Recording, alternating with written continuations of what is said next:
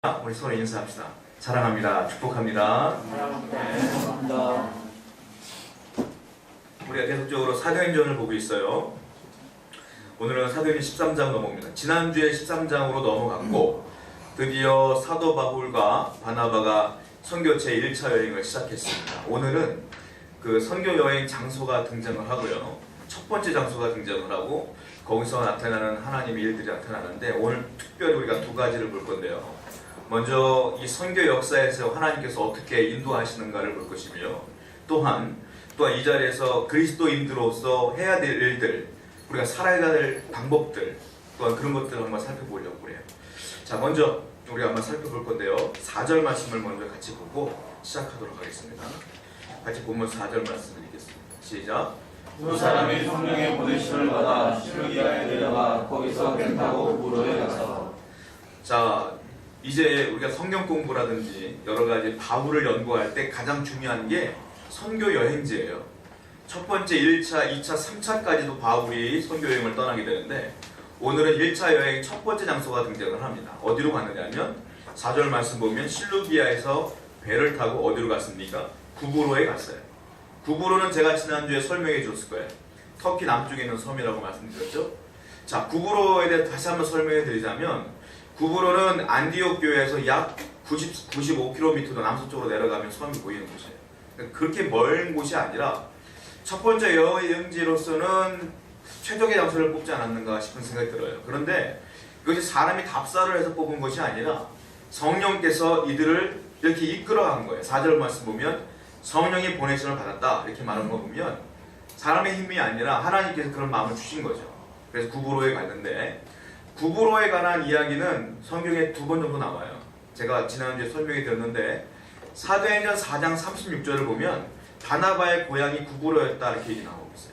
그리고 11장 20절 말씀 보면 그 디아스포라에 있던 그 유대인들 가운데에 다른 나라에서 막 피해 다니면서 핍박을 피해 복음을 증거하다가 그 구레네 사람과 구브로 사람들이 헬라인에게 복음을 전했다라는 이야기가 11장 20절에 나와요. 이 정도만 나와 있지 자세한 얘기 나와 있지 않아요. 구브로가 어디냐? 지금으로 말하면 사이프러스라는 곳이에요. 유명한 관광지입니다, 여러분.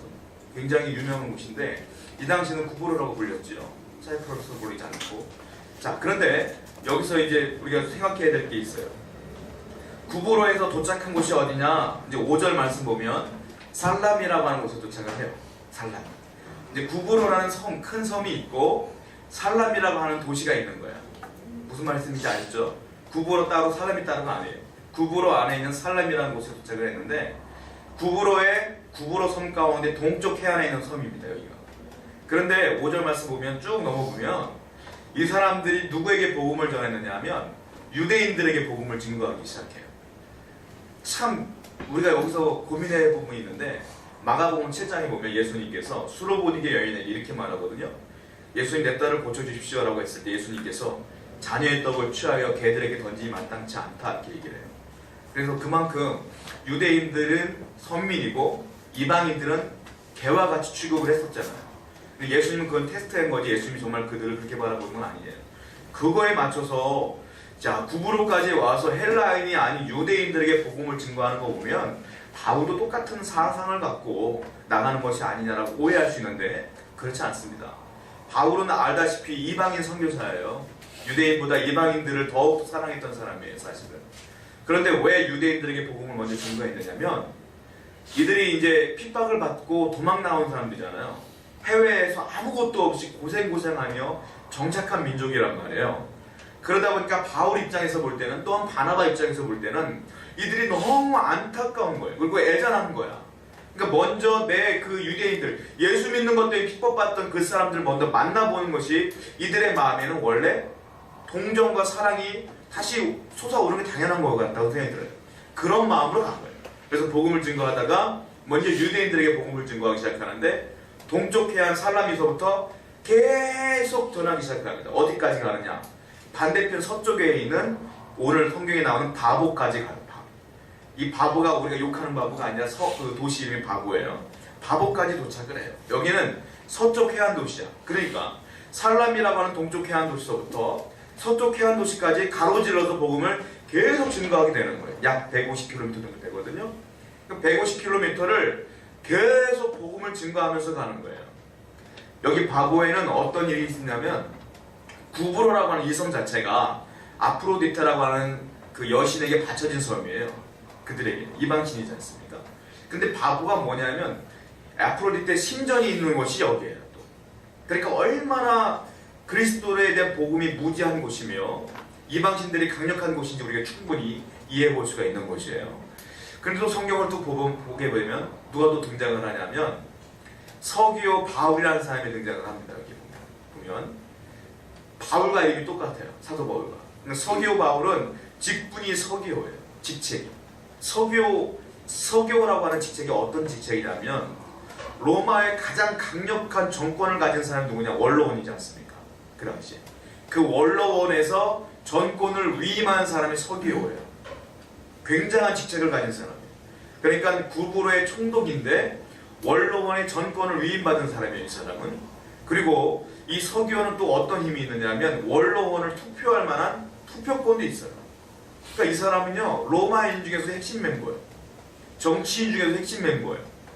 제가 이 얘기를 계속 왜 장황하게 얘기하냐면 자 4절 말씀 보면 성령의 보내심을 받아서 그들이 온 거 아니겠습니까? 사도 바울과 바나바는 여기서 서기오 바울을 만날 생각도 못했어요. 그 사람과 일면식도 없어요. 대화도 해본 적 없고 소문도 들어본 적 없어요. 그런데 성령께서 이끄시는 마음의 동안대로 가다 보니까 서기오 바울까지 나중에 만나게 돼요. 그런데 서기오 바울이 12절에 보면 예수님을 영접하게 돼요. 그리고 말씀을 사모하게 돼요. 즉 한마디로 말하면 로마인이었지만 마음이 이미 그리스도에게 활짝 열려있던 사람이었다. 하나님의 뜻은 바울이 로마에게 복음을 증거하는 것이 하나님의 뜻이었어요. 최종 목적이었어요. 로마가 구원받아야 돼요. 로마가 변화되지 않으면 세계가 구원받기 힘들어요. 로마로 다 길이 뚫려 있었기 때문에. 그래서 하나님의 뜻은 첫 번째 여행지부터 서기오 바울을 만나게 하는 것이 하나님의 뜻이었으나 바울과 바나바는 전혀 몰랐어요. 가보니까 하나님의 뜻이 거기 있었던 거예요. 우리 인생을 살 때 알고 가는 사람 한 명도 없어요. 여러분들이 당장 10년 뒤, 20년 뒤에 어떤 삶을 살지 아는 사람 하나도 없어요. 목사님이 신령하니까 알지 않겠습니까? 저도 몰라요. 제가 어떻게 알아요? 아무도 몰라요. 여러분이 돈 내고 가는 저 무당들 자기 인생 어떻게 할지 알고 있어요? 몰라요, 여러분. 아무도 몰라요. 그러나 분명한 사실은 제가 말씀드릴 수 있어요. 여러분들은 하나님을 믿는 자입니다. 할렐루야. 하나님을 믿는 자의 인생은 주님께서 인도하십니다. 인도하셔요. 인도하시는데 과정 가운데 있기 때문에 모르는 것뿐이에요. 우리는 가봐야 아는 거예요. 가보면 하나님이 이래서 날 이렇게 살게 하셨구나. 하나님이 이래서 이 사람을 만나게 했구나. 하나님께서 이래서 나를 이렇게 인도했구나 라는 것을 그때서야 알게 되는 거지. 과정 가운데 있는 사람은 전혀 모른다.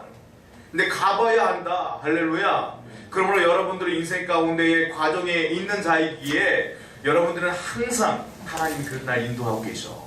내가 비록 이렇게 힘들고 어렵지만 그래도 인도하고 계셔 라고 믿으시기 바랍니다. 지금 사도 바울과 바나바는 가다 보니까 이렇게 하나님의 인도하심이 있었다는 거예요. 또 하나 제가 또 여러분께 주장하고 싶은 말은 거예요. 엘루마라는 사람이 등장해요. 엘루마는 성경에 뭐라고 써있냐면 유대인이라고 그러고 바예수라고 성경에 써있고 마술사라고 성경에 써있으며 선지자라고 거짓 선지자라고 얘기해 써있어요. 엘루마가 누구냐면 서기오 바울 옆에 딱 붙어있는 거예요.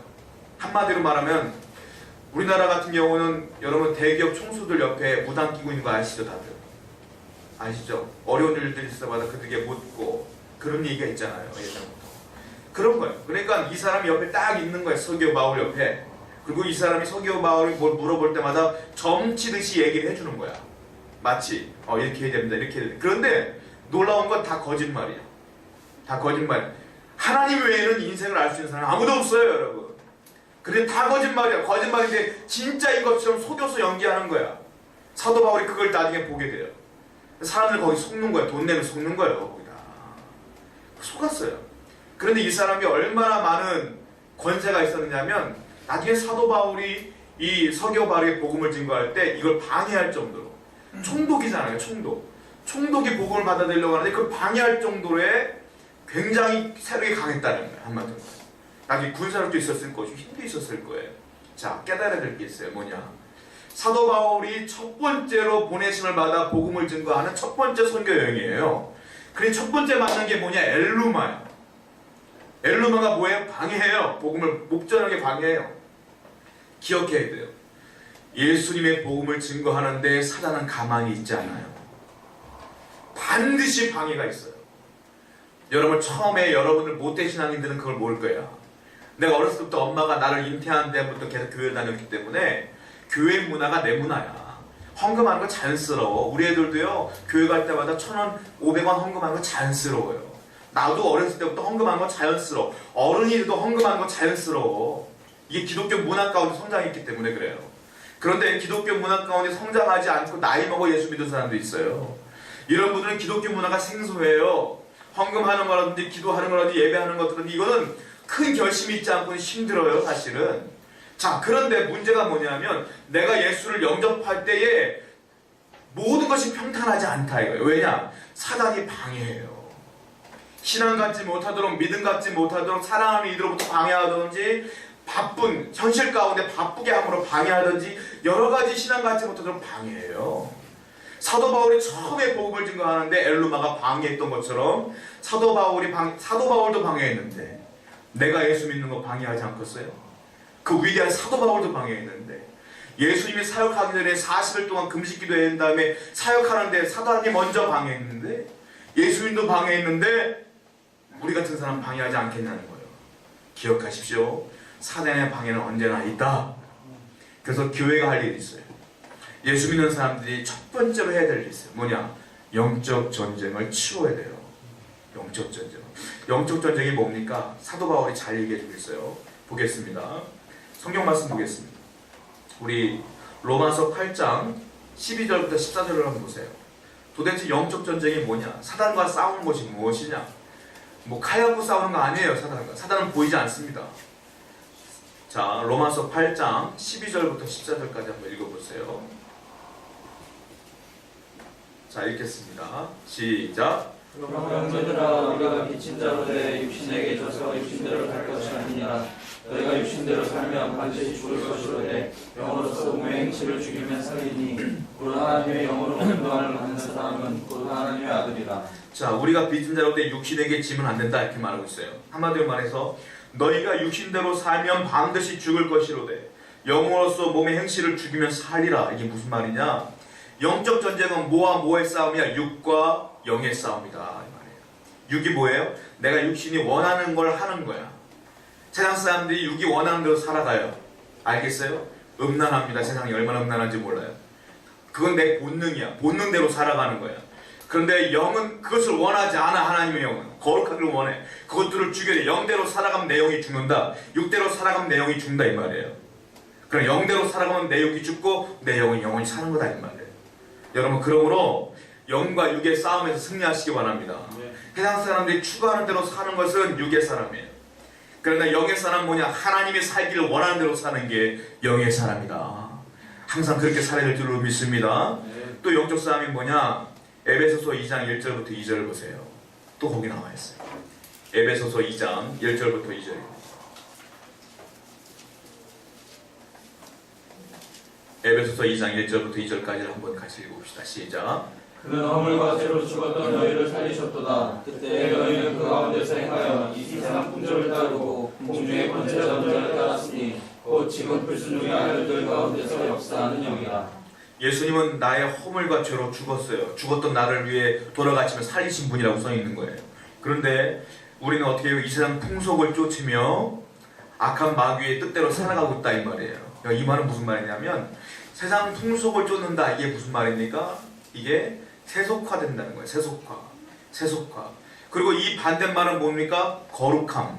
즉 거룩과 세속과의 싸움이 영적 전쟁이다. 세속화가 뭐예요? 세상 사람들이 사랑하는 것들을 사랑하는 게 세속화야. 세상 사람들이 돈을 사랑해요. 예수님은 돈 절대 사랑하지 않았어요. 예수님은 영혼을 사랑했어요. 할렐루야. 그럼 우리는 누구를 사랑해야 돼? 영혼을 사랑해야 돼. 하나님께서 뭐라고 했어요? 너희는 먼저 그의 나라와 그의 의를 구하라. 먼저는 그의 나라와 그의 의를 구하라. 그러면 너가 원했던 물질 다 그 다음에 채워지는 것이다 그랬어요. 먼저 우리는 물질이 아니라 성공이 아니라 주를 따라야 될 줄 믿습니다. 거룩성은 뭐겠어요? 거룩성은 뭐냐? 구별됨입니다. 구별됨. 여러분, 물살이 흘러가요. 자, 이걸 세상의 풍조라고 생각해 보자고요. 유행, 세상이 살아가는 대로 흘러가요. 옷도 바뀌듯이 사람의 사고도 바뀌어요. 그 유행이야. 흘러가, 세상이. 죽은 물고기는 떠내려갈 수밖에 없어요. 그냥 흘러가는 거예요. 살아있는 물고기는 어떻게 돼요? 떠나가지 않아요. 연어는 폭포수까지도 거슬러 올라가는 연어야. 살아있는 물고기는 물살을 거슬러 올라가는 거예요. 그게 뭐예요? 구별됨이에요. 세상이 이렇게 흘러간다고 해서 나 몰라라 그렇게 똑같이 살아가면 구별된 게 아니죠. 그들과 똑같이 사는 거죠. 구별됨은 뭐예요? 난 살아있잖아요. 영적으로 예수님을 믿잖아요. 주님이 원하는 게 뭔지를 알잖아요. 그럼 어떻게 해야 돼요? 세상의 풍조에 거슬러 올라가야지. 욕을 먹더라도 거슬러 올라가야지. 그게 구별됨인데 많은 사람은 영적 전쟁을 포기하고 그대로 살아간다. 예수님께서 얼마나 마음이 아프시겠어요. 사단은 우리가 그대로 살아가기 원해요. 그러나 거기서 조금 더 우리가 거슬러 올라가려고 하면 사단은 방해하기 시작해요. 상사로부터, 동료로부터 욕먹기 시작해요. 거기서 주저앉으면 또 흘러가는 거예요. 사단은 가만히 있지 않아요. 여러분들 예수 믿기에. 쉽게 설명 식사기도 할 때 눈치 보면 식사기도 못하는데 예수 믿는 거 티날까 봐. 그러나 사단은 그것도 사단의 방법일 수 있어요. 그럼 내가 예수 믿는 걸 드러내야지. 기도하면서 아침에 가서 출근해서 말씀 보면서 드러내야죠. 내가 드러낼 때 거룩하게 살려고 애쓰지. 그렇지 않겠습니까? 이게 영적 전쟁인 줄 믿습니다. 앞으로 여러분들은 그냥 그렇게 뭘 흐르듯이 가면 안 돼요. 바울이 처음 했던 게 뭐냐면 엘루마를 보고서 그래 서기오 바울 믿으려면 믿고 말려면 마세요 라고 넘어가지 않았어요. 사도 바울을 보면 나중에 알다시피 엘루마와 싸워요. 이 거짓된 자요, 회방을 그만하라. 그리고 명령했을 때 그 눈이 딱 멀어버리잖아요. 영적 전쟁을 선포하는 거예요. 교회는요, 그 유유작작 아주 고상하게 믿는 것이 교회가 아닙니다, 여러분. 그냥 와서 고상하게 호호호하 하다가 넘어가는 게 아니에요. 교회는 악한 영과 싸우는 곳이에요. 교회가 사단과 싸우지 않으면 누가 싸울 거예요? 여러분들이 싸워야 될 줄 믿습니다. 세상과 그렇게 싸워 이겨야 된다. 자, 더 자세히 보겠습니다. 이 말씀을. 그렇다면 우리가 예수 믿는 사람 첫 번째 될 게 뭐냐? 영적 전쟁이에요. 두 번째는 뭘까요? 4절과 5절 다시 한번 읽어보겠습니다. 본문 시작. 그 사람이 성령의 분이심을 받아 실루기에 내려가 거기서 배 타고 구부로에 가서 살람에 이르러 하나님의 말씀을 유대인의 여러 땅에서 전할세 요한을 수용으로 두었더라. 요한은 마가입니다. 마가. 바나바의 조카 마가. 마가의 이름이 또 요한이라고도 불려요. 자, 어쨌든 여기서 중요한 건 요한이 아니에요. 맨 처음에 4절 말씀 보면 성령의 보내심을 받았다 이렇게 써있어요. 자, 성령이 보내심을 받았다. 이게 은혜야. 왜냐하면 이 세상에 우리 부모님 밑에 내가 계획하고 태어난 사람이 있어요. 계획했다면 우리는 뭐 기업 총수의 딸로, 총수의 아들로 태어났겠지. 아니면 여기서 대한민국에 태어나고 싶지 않은 사람은 뭐 미국이나 좋은 나라에 태어났겠지. 그러나 우리가 원대로 된 게 아니에요. 이게 내가 원대로 된 사람이 하나도 없어요. 우리는 믿습니다. 우리의 부모님이 나를 낳았지만 하나님께서 나를 이 땅에 보내셨다고 믿어요. 믿으시기 바랍니다. 하나님이 보내신 거예요. 보내심을 받은 거예요. 모든 사람들은 다 보내심을 받은 거예요. 자, 하나님은 보내셨을 때, 자, 너 먹고 마시고 잘 먹고 잘 살다가 죽고 와라. 이런 마음을 보내셨겠어요, 우리를? 전혀 그렇지 않습니다. 하나님이 우리를 이 땅에 보내셨을 때는 전부 다 한 사람 한 사람에게 소명과 사명을 주신 거예요. 하나님의 사명이 누군가에게 다 있어요, 여러분들에게. 자, 성경을 보면 보내받은 사람들이 많이 등장하는데 대표적인 사람 두 사람을 얘기해 볼까요? 니느웨라고 하는 아수르의 수도 니느웨로 보내받은 사람이 있습니다. 요나입니다.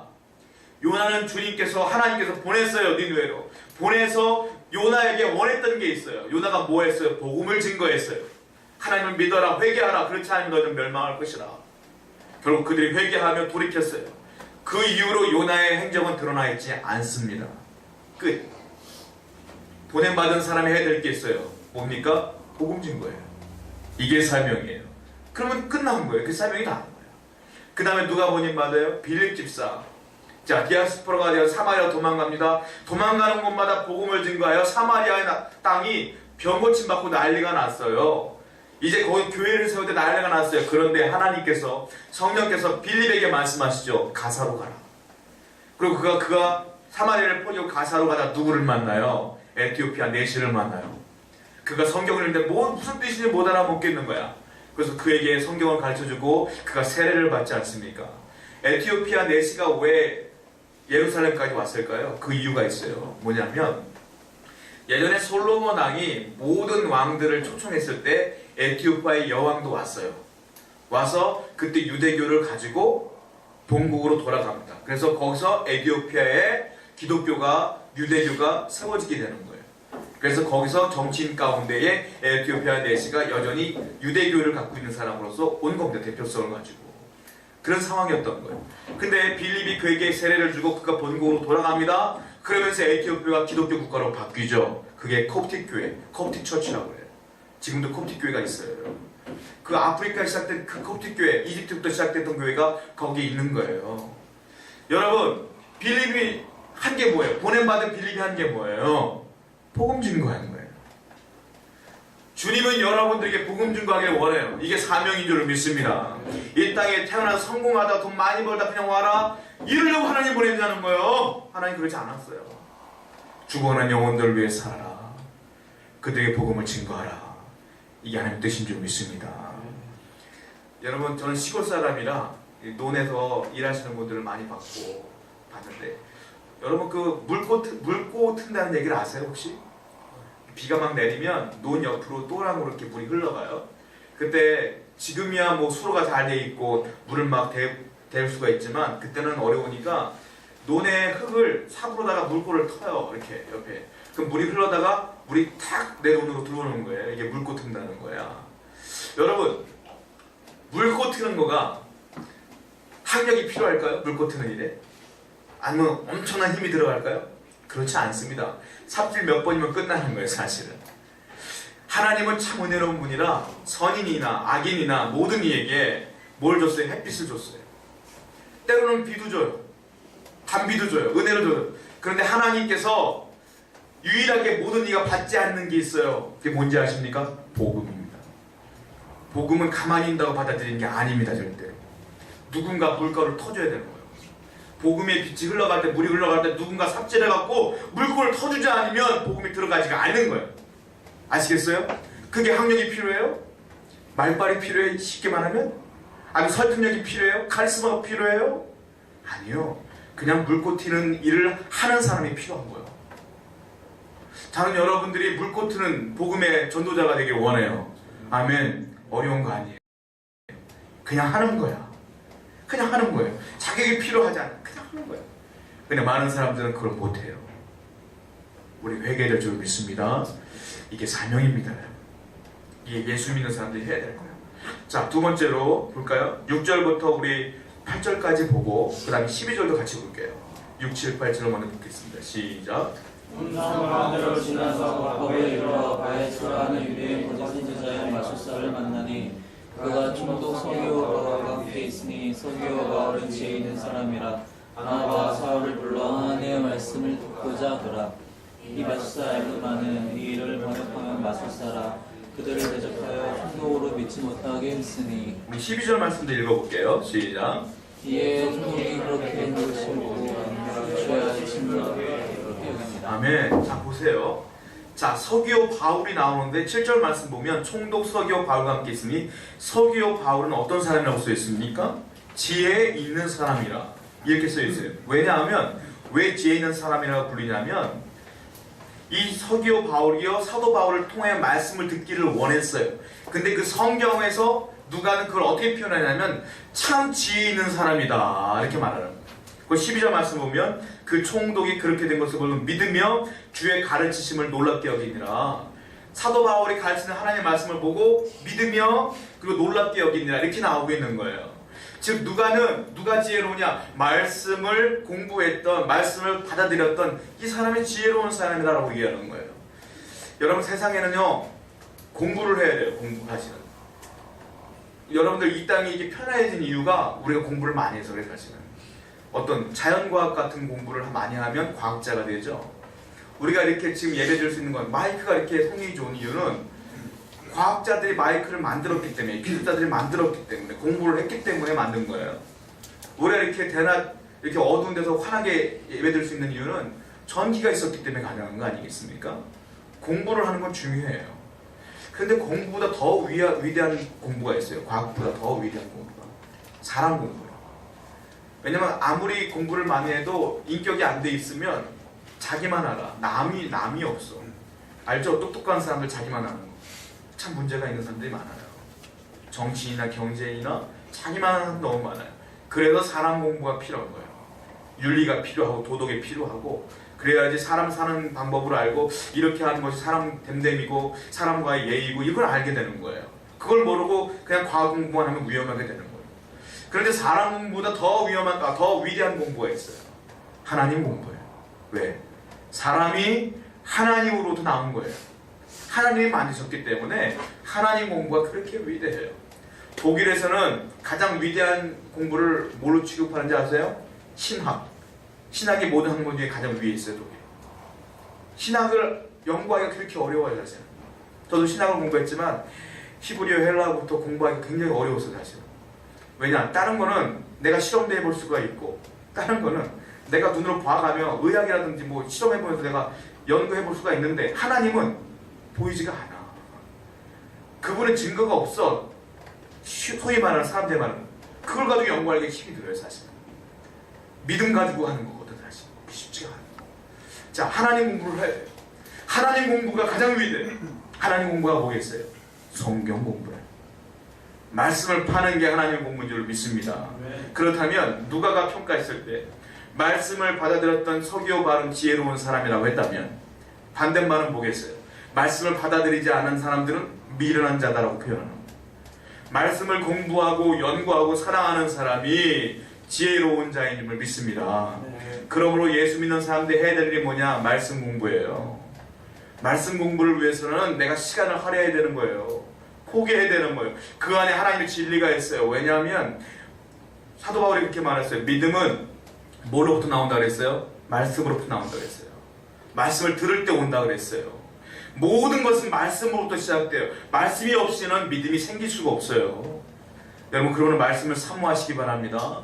성경 공부하는데 집중해야 돼요. 서기오 바울이 왜 지혜로웠냐면 엘루마가 그렇게 방해를 하는데 엘루마의 말을 딱 듣고 뭐라는지 아세요? 너 저리 가. 너 저리 가. 사도 바울 바나바 일로 오시오. 결단을 딱 합니다. 나에게 그 말씀을 전해주시오. 그 말씀을 듣고 믿습니다. 여러분. 그리고 서기오 바울이 하나님의 자녀가 됩니다. 여러분. 말씀이 그렇게 만든 거예요. 사람의 능력이 그렇게 되는 게 아니에요. 사람의 설득력이 이렇게 만드는 게 아니에요. 오직 말씀 외에는 없습니다. 여러분. 말씀을 사모하시기 바랍니다. 말씀을 읽으셔야 돼요. 하루 3장. 할렐루야. 꼭 읽으셔야 돼요. 우리 성경 저기 맥키에 성경표 있으니까 꼭 가져가셔서 올해는 꼭 일독하시기 바랍니다. 묵상 꼭 하시고. 자, 둘째, 지혜 있는 자가 되어야 되는데 말씀을 사랑해야 된다. 또 세 번째로 볼까요? 본문 9절, 10절, 11절을 읽겠습니다. 본문 9절, 10절, 11절 읽읍시다. 시작. 바울이 성령 충만하여 그를 주목하고 이를 모든 거짓과 악행이 가득한 자요 마귀의 자식이요 모든 일의 원수여 주의 바른 길을 굳게 하기를 그치지 아니하겠느냐. 보라 이제 주의 내일이 있으니 내가 맹인이 되어 얼마 동안 해를 보지 못하리라 하니 즉시 안개와 어둠이 그를 덮어 인도할 사람을 두루 구하시라. 아멘. 9절 말씀 보니까 사도 바울이 성령이 충만해졌습니다. 충만해지니까 결과가 10절과 11절에 나와요. 뭐냐? 엘루마를 보고 뭐라고 말합니까? 이 모든 거짓과 악행이 가득한 자야. 마귀의 자식이요. 모든 이의 원수요. 주의 바른 길을 굳게 하는 자요. 이렇게 말하는 거. 굳게 한다는 게 뭐야? 방해하는 자 이렇게 말하는 거. 성령이 충만해지니까 엘루마의 본색이 드러나는 거예요. 여러분 사기치시는 분들 얼굴 보셨어요? 겉으로 볼 땐 전혀 그렇게 보이지 않습니다. 그렇게 보이지 않기 때문에 속는 거야. 제가 군생활을 경비교도소에 됐어요. 교도소를 지키면서 제가 2년의 시간을 보냈습니다. 거기서 살인자도 만나봤고요.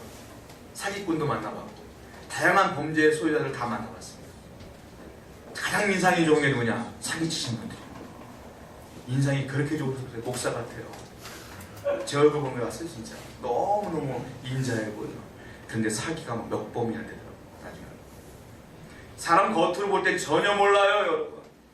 바울도 엘루마를 봤을 때 화려했을 거야. 옷도 고급스럽게 입었을 것이고 호위병들도 딱 있었을 것이고 그리고 총국 옆에 딱 붙어갖고 아 오른편 같구나. 아 세력이 있어 보이네. 그리고 바울도 어쩌면 그게 잘 보고 싶을 수도 있어요. 그러나 성령이 딱 충만해주니까 그 안에 있는 게 보이기 시작하는 거야. 거짓말하는 자요, 거짓 선지자요, 악독한 자요, 주의 길을 방해하는 자요 하고 싸우기 시작하는 거야.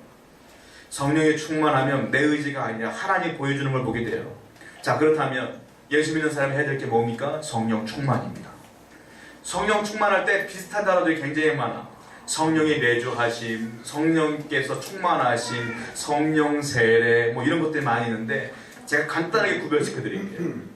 자, 저는 선포하고 확실하게 말씀드릴 수 있는 건 여러분들 안에 성령은 내주하십니다. 할렐루야. 성령님이 왔다 갔다 하시는 분이 절대로 아니야. 여러분 안에 이미 성령이 계셔요. 성령님이. 왜냐하면 성령님이 계시지 않고서는 예수님을 믿을 수가 없어요. 이건 사람의 힘으로 가능한 게 아니에요. 아무리 목사가 여러분 앉혀놓고 막 설득을 해도 1시간, 2시간 설득해도 성령이 역사하지 않으면 믿어지지가 않는 거예요. 그러니까 예수를 믿는 건 축복 중에 축복이야. 여러분들이 복받은 사람인 줄 믿습니다. 성령님이 계시는 거야 다. 우리는 방언도 좀 해야 되고 말이야. 뜨거운 막 전율도 좀 있어야 되는데 그런 게 없는데 아니에요. 상관없어. 주님을 믿는 것이 성령 충만한 사람 중에 한 사람이에요. 자 볼까요? 고린도전서 12장 3절을 보세요. 한번. 거기 증거가 나와 있어요. 고린도전서 12장 3절을 보세요. 그러니까 서기오 바울도 성령께서 역사하신 거라고 보시면 돼요. 자 12장 3절 고린도전서 읽겠습니다. 시작. 그러므로 내가 너에게 알리노니 하나님의 영으로 말하는 자는 누구든지 예수를 저주할 자라 하지 아니하고 또 성령 아니하고는 누구든지 예수를 주시라 할 수 없느니라. 성령으로 아니하고서는 예수를 주시라고 할 수 없다고 성경이 써있어요. 그러니까 내 힘으로 되는 게 아니에요. 내 안에 성령께서 내게 감동을 주기 때문에 나로 하여금 믿게 하신 거고 입술로 고백하게 하는 거예요. 여러분들 이미 성령이 내주하고 계심을 믿으시기 바랍니다. 이걸 성령이 내주라고 그래요. 나 또 성경을 볼게요. 고린도전서 3장 16절을 보세요. 고린도전서 3장 16절.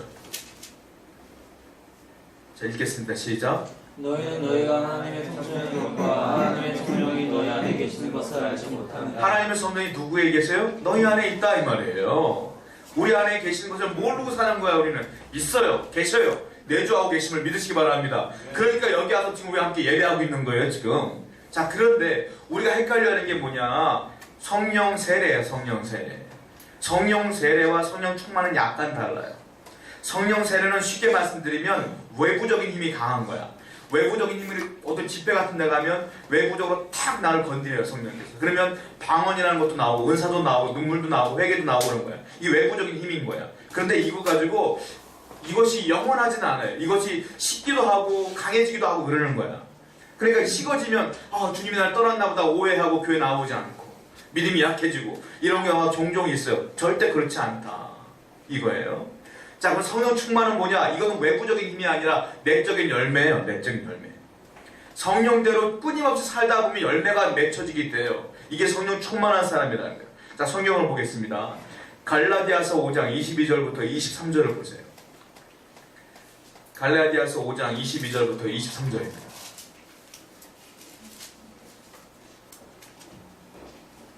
한번 읽어보세요. 시작. 오직 성령의 열매는 사랑과 희락과 화평과 오래참과 자비와 양선과 충성과 영원한 온유되지니 이 같은 것을 존재할 법이 없느니라. 아멘. 성령의 충만이 뭐냐? 내 안에서 열매가 맺혀지기 시작하는 거예요. 성령이 가득하니까 충만하니까 외부로부터 나오는 게 갑자기 성질이 있었던 사람이 온유해지고 사랑이 없었던 사람이 사랑해지고 그리고 화평해지고 그리고 영적으로 강해지니까 영안이 열려서 분별하게 되고 뭐 이런 것들이 열매가 나타나는 거예요. 이게 성령의 충만이에요. 그러니까 여러분들 성령 세례 나는 매일같이 받으면 이상한 사람이지. 매일같이 맨날 막 눈물 쿵 흘리면서 살아가면 이상한 사람 아니겠어요? 그러니까 하나님께서 가끔 역사하시죠. 그렇게. 그러나 성령은 절대 떠나지 않는다. 할렐루야. 내 안에 있다. 할렐루야. 그 사실을 기억하시고 신앙생활을 해야 된다는 거예요. 자 그런데 성령 충만에 관한 얘기를 하면서 바울이요 빗대어 얘기한 게 있어요. 자 에베소서 5장 18절 말씀 보시겠습니다. 에베소서 5장 18절 말씀. 에베소서 5장 18절 말씀. 자 읽겠습니다. 시작. 술 취한 자가 방탕한 것이니 오직 성령으로 충만함을 받으라. 성령을 믿대하는데 하필이면 술 취하지 말라 이거 가지고 그 많은 사람들이 거봐라 술 먹지 말란 말을 하지 않느냐 술만 안 취하면 된다 이렇게들 얘기하는데 이게요 뭐 술 먹지 말아라 이런 의미로 말하는 게 아니에요 사실. 뭐냐 술 취하지 말라 이런 방탕한 것이다 좋지 않은 거예요. 술 취한 건 믿는 자나 믿지 않는 사람이라 볼 때 방탕해 보여. 어쩔 수 없어. 사람의 내가 볼 때 90% 이상 사건 사고는 술 취해서 생기는 거야. 사실은 그래. 그렇지 않습니까? 정상적인 생각으로 하지 않기 때문에 일이 벌어지는 거야. 약에 취하든 술에 취하든 이렇게 벌어지는 거야. 그러니까 가능하면 술 취하지 않는 게 정말로 신실하게 사는 방법이에요, 여러분. 자, 그런데 빗대어 그 다음에 하는 게 뭐냐? 오직 성령에 취해라. 술 취하는 건 방탕한 것이지만 성령에 취해라. 왜 하필 이렇게 얘기했느냐 이 말이에요. 성령 충만에 관한 얘기하면서 왜 성령 충만에 관해서 술 취하는 것을 얘기했느냐? 왜냐? 증상이 비슷하거든. 비슷해. 술 취하면 술이 나를 장악해. 그러다 보니까 말도 헛나오게 되고 말 없던 사람이 같이 말 많아지고 갑자기 술 취하면 술주정을 그렇게 하는 사람들 있잖아요. 왜?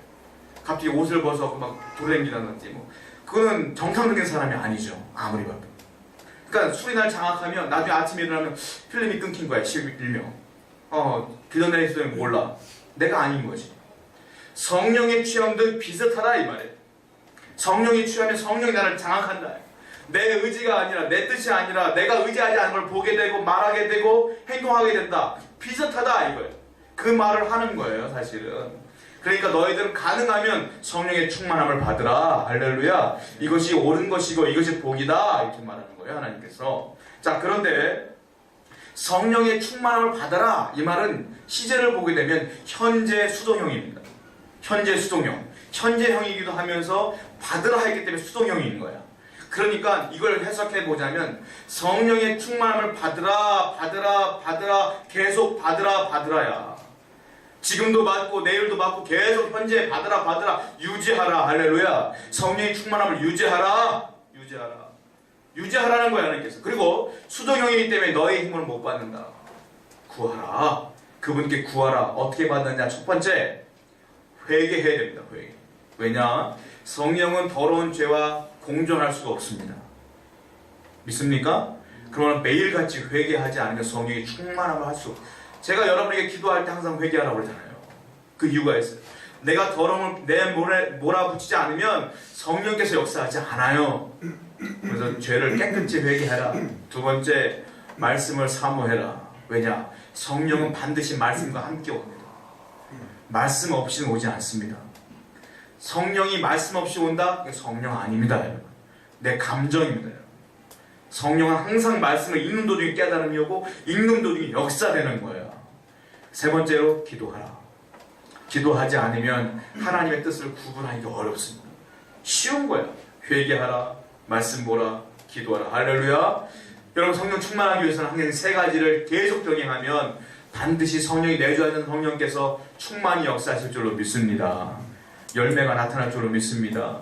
자, 그러므로 결론 낼게요. 우리는 항상 영적 전쟁을 해야 될 줄로 믿습니다. 우리 또 어떻게 해야 됩니까? 복음을 증거하는 자가 될 줄 믿습니다. 또 뭘 해야 돼요? 지혜로운 자가 되야 될 줄 믿습니다. 그리고 성령 충만한 자가 되어야 될 줄로 믿습니다. 아멘. 기도하겠습니다. 우리